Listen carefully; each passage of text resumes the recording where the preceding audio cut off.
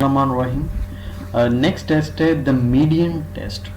इससे पहले हमने मान विटनी यू टेस्ट पढ़ा था, जिसमें हमने कहा था कि टू सैंपल्स का हम टू सैंपल्स को हम चेक कर रहे थे कि उनका वो आइडेंटिकल पॉपुलेशन से हैं विद इक्वल वेरिएंसेस। जब इक्वल वेरिएंसेस की बात हो रही थी टू सैंपल्स के बिटवीन, तो हमने यूज़ किया था मान विटनी यू टेस्ट। लेकिन अगर इंडिपेंडेंट सैंपल से उनकी जो है दोनों सैंपल्स का साइज में बी नॉट इक्वल था और वेरिएंस का जिक्र नहीं था, तब हमने विल्कॉक्सन रैंसम टेस्ट यूज़ किया था। और अगर जो है पेड ऑब्जर्वेशन थी और तब हमने विल्कॉक्सन टेस्ट यूज़ किया था। अब जो टेस्ट है ये है मीडियन टेस्ट। इसमें हम ये करेंगे कि हम टू सैंपल्स का जो है उनका मीडियन चेक करेंगे कि आया कि वो सेम मीडियन के साथ उनके सैंपल्स सेलेक्ट हुए हैं कि नहीं।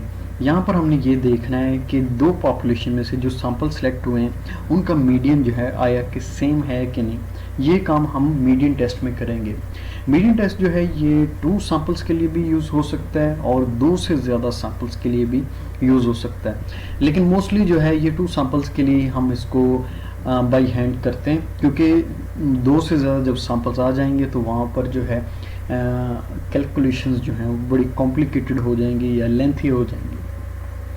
इसको जब मीडियन टेस्ट का हम करेंगे तो जब हमारे दोनों सैंपल्स की ऑब्जर्वेशन 20 या 20 से लेस होंगी, तब हम फिशर एग्जैक्ट का फॉर्मूला यूज़ करेंगे फॉर द टेस्ट स्टैटिस्टिक। ये फिशर एग्जैक्ट का फॉर्मूला आपने 17 चैप्टर जो काई स्क्वायर का है उसमें आपने पढ़ा होगा। ये 215 पेज पर फॉर्मूला लिखा हुआ है, यहाँ पर नहीं लिखा हुआ। और ये फॉर्मूला आपने तब यूज़ करना है जब आपकी टोटल ऑब्जर्वेशन जो है सैंपल्स के अंदर 20 या 20 से लेस हो जाएंगे। लेकिन अगर आपके पास ऑब्जर्वेशन 20 या उससे ज़्यादा है, तब आपने एक दूसरा फॉर्मूला यूज़ करना है जो नेक्स्ट इधर ही एक एग्जाम्पल के अंदर गिवन है। ये थ्योरी वगैरह है, इसमें आप थोड़ा सा रीड आउट कर लीजिएगा। प्रोसीजर तकरीबन वही है। आपने हाइपोथेसिस टेस्ट बनाना है। हाइपोथेसिस पहले बनाना है कि टू सैंपल्स जो हैं वो आइडेंटिकल मीडियन के साथ सिलेक्ट हुए हैं या two samples have the same identical median. उसके बाद सेकंड में अल्फ़ा की वैल्यू आप डिसाइड करेंगे कि लेवल ऑफ सिग्निफिकेंस आया कि 1% है, 2 है, 5 है और 10% है। थर्ड स्टेप में आपने एक फार्मूला है, उसके ज़रिए आपने टेस्ट स्टैटिस्टिक यूज़ करना है। यहाँ पर आपने क्या करना है कि आपने दोनों सैंपल्स की वैल्यू को अरेंज करना है। सबसे पहले अरेंज करना है और अरेंज करने के बाद उनका मीडियन कैलकुलेट करना है। अब मीडियन कैलकुलेट करने के बाद आपने उसका एक टेबल बनाना है। ये टेबल आप देखें ज़रा, आपने टू सैंपल्स से उनको सारी वैल्यूज़ को इकट्ठा किया और उनका मीडियन एक कैलकुलेट किया। मीडियन जो वैल्यू होगी अब उसके अकॉर्डिंग आपने इस टेबल को फिलअप करना है। अब यहाँ पर देखें, यहाँ पर एक लिखा हुआ है सैंपल 1 और लेफ्ट साइड पे देखें तो लिखा है अबव मीडियन। इसके आगे यहाँ पर आपने वो वैल्यूज़ लिखनी है जो सैंपल 1 में है, लेकिन वो वैल्यूज़ जो मीडियन से ज़्यादा हैं। फॉर एग्जांपल कि आपका मीडियन जो है वो 16 आ गया। अब यहाँ पर आपने वो ऑब्जर्वेशन लिखनी है जो 16 से अबव होगी। ये नोट कर लें कि अगर कोई वैल्यू 16 है तो उसको आप स्किप करेंगे, जो वैल्यू मीडियन की इक्वल आएगी उसको आपने स्किप कर देना है। सैंपल 1 यहाँ पर वो वैल्यूज़ जो मीडियन से अबव हैं और नीचे यानी कि वो वैल्यूज़ लिखनी है सैंपल 1 की जो मीडियन से बिलो है। इसी तरह आपने सेकंड जो है कॉलम, इसमें आपने सैंपल 2 की वो वैल्यू यहाँ पर वो लिखनी है जो मीडियन से अबव है और उसके बाद वो वैल्यूज़ यहाँ पर लिखनी है सेकंड जो मीडियन से बिलो है। इस तरह आपने ये टेबल को कंप्लीट करना है और कंप्लीट करने के बाद अगर आपकी टोटल ऑब्जर्वेशंस, क्योंकि यहाँ पर कुछ ऑब्जर्वेशन स्किप भी होंगी अगर जो मीडियन के इक्वल आ जाएंगी, अगर टेबल को इक्वल करने के बाद अगर आपकी ऑब्जर्वेशन 20 या उससे लेस हैं, तब आपने उसका फिशर एग्जैक्ट फार्मूला यूज़ करना है जो 215 पेज पर है गिवन है। अगर नहीं तो आपने एक नेक्स्ट फार्मूला है वही आपने यूज़ करना है। ये जो फर्स्ट ऑब्जर्वेशन आएगी इसको हम ए कहते हैं और उसके बाद दूसरी ऑब्जर्वेशन को बी, तीसरी को सी और डी। इस तरह आपने ऑब्जर्वेशंस को कंप्लीट करना है। ये 2x2 टेबल है, यानी कि इसमें 2 रोज हैं और 2 कॉलम्स हैं। ये थ्योरी वगैरह है, ये इसको आपने एक दफ़ा रीड आउट कर लेना है। एज़ यूजुअल आपको पता है जो लिखा होता है मैं मोस्टली उसी को ही एक्सप्लेन करता हूँ और सिंपल वर्ड्स में थोड़ा ज़्यादा एक्सप्लेन कर देता हूँ। सिर्फ वही चीज़ है जो मैंने अभी बोली है वही यहाँ पर लिखी हुई है तकरीबन। The median test is a non parametric test use to determine whether K independent random samples which may be of unequal size.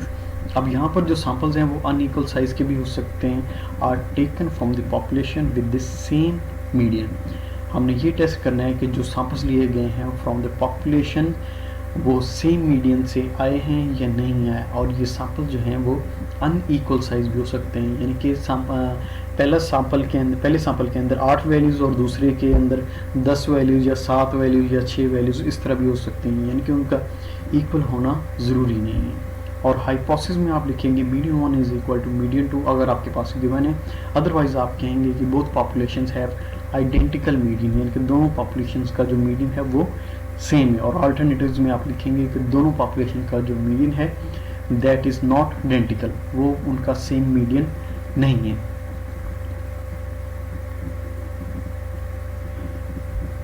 The test is based on the principle that about half of the each sample observation will be above and about half will be below the median। हम इसमें ये test की एक property है या principal है कि इसमें हाफ वैल्यूज़ जो हैं वो मीडियन से अबव होती हैं सैम्पल की, और हाफ वैल्यूज़ जो हैं उससे लेस होती हैं तकरीबन। When H not is true, जब आपके पास H नॉट ट्रू होगा तब ये होगा कि हर सैम्पल की जो वैल्यूज़ होंगी वो मीडियन से 50% अबव होंगी, 50% लेस होंगी जी, उस सेंस में जब H नॉट इज ट्रू होगा। ओके, ये रेस्ट प्रोसीजर यहाँ पर वही लिखा हुआ है कि सेम है। अगर आपके पास 20 ऑब्जर्वेशंस आ जाएं या उससे लेस आ जाएं तब आपने फिशर एग्जैक्ट मेथड वो यूज़ करना है। Fisher exact probability formula should be used when the total number of observation in a 2x2 table is less than 20। अच्छा, मीडियन टेस्ट ये जो है ये कंपैरेटिवली इजी है, लेकिन ये हमारे यूज़ में दूसरे टेस्ट की निस्बत कम एफिशिएंट होता है। दूसरे टेस्ट जो हैं चाहे वो मान यू टेस्ट है, चाहे विल्कॉक्सन है, चाहे टी है या सी है, उनकी निस्बत ये कम एफिशिएंट है। जनरल तौर पर जो नॉन पैरामेट्रिक मेथड्स में टेस्ट हैं ये लेस एफिशिएंट हैं as compared to the parametric test. Parametric test वो ज़्यादा एफिशिएंट हैं क्योंकि उनकी अजम्पशंस होती हैं और वो स्ट्रॉन्गली एक बेस उनको प्रोवाइड करती हैं। अजम्पशन जो हैं ये टेस्ट को एक स्ट्रॉन्ग बेस प्रोवाइड करती हैं, जिसकी वजह से वो टेस्ट जो है वो ज़्यादा पावरफुल हैं। जिस तरह हम कहते हैं ना कि हमने कोई मकान वगैरह बनाना है, कोई बड़ा अगर मकान बनाना है तो उसकी बेस हम कहते हैं ज़्यादा स्ट्रॉन्ग होनी चाहिए, तब ये मकान जो है ज़्यादा स्ट्रॉन्ग होगा। अगर उसकी बेस जो है स्ट्रॉन्ग नहीं होगी, जिसको हम अमूमन कह देते हैं कि नीया मजबूत करो, ये वो अजम्पशंस यानी कि वो चीज़ है।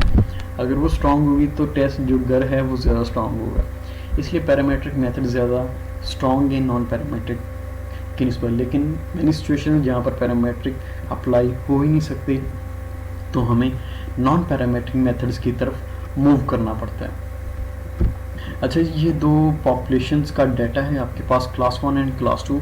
इसको 13 स्टूडेंट्स का है सैम्पल 1 में, और सैम्पल 2 में 17 स्टूडेंट। द टेस्ट और scores of the 30 students are given below. ये टेस्ट के स्कोर्स हैं दो क्लासेस के। At alpha is equal to 0.05, use the median test to test the hypothesis that the two classes of students are from population with an identical median। आपने check करना है कि दोनों क्लासेस का जो मीडियन है वो आइडेंटिकल है, यानी कि दोनों क्लासेस में सेम डिस्ट्रीब्यूशन आ रही है। तो आपने हाइपोथेसिस बनाना है सबसे पहले यूजुअल के null hypothesis the median scores for class 1 are equal to the median scores for class 1, और alternatives में के जी दोनों के जो स्कोर हैं वो डिफ़र कर रहे हैं। और सेकंड स्टेप में significance level alpha is equal to 0.05, और थर्ड स्टेप में आपने टेस्ट स्टेटिस्टिक यानी कि काई square.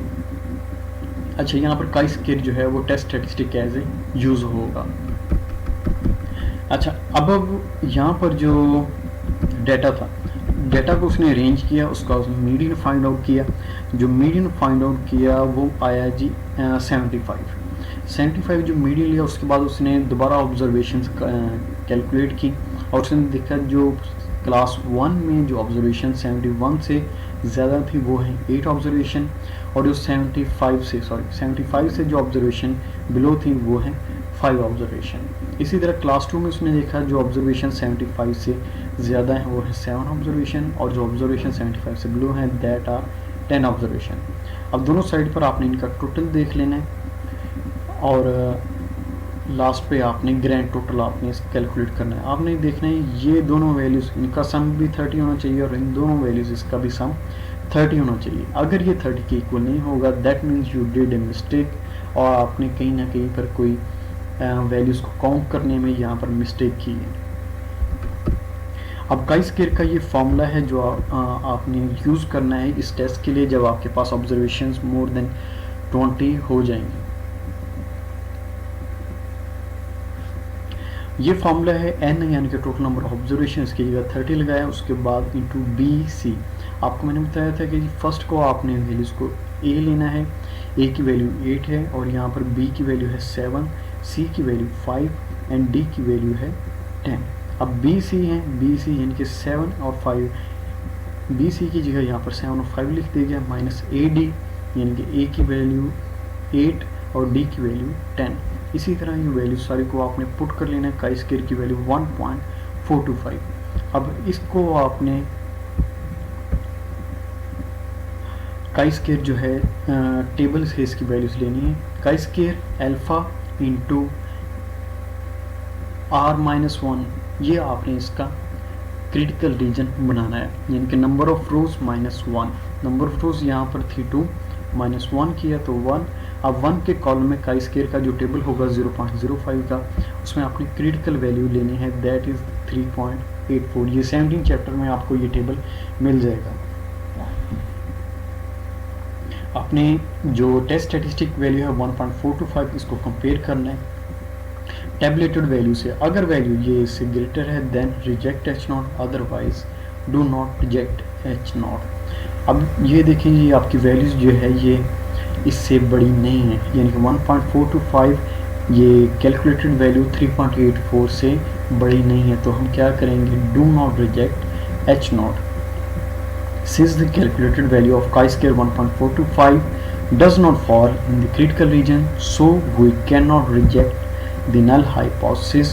We may conclude that the two classes of students are from the population with an identical median। ये आपका दूसरा टेस्ट था आज का।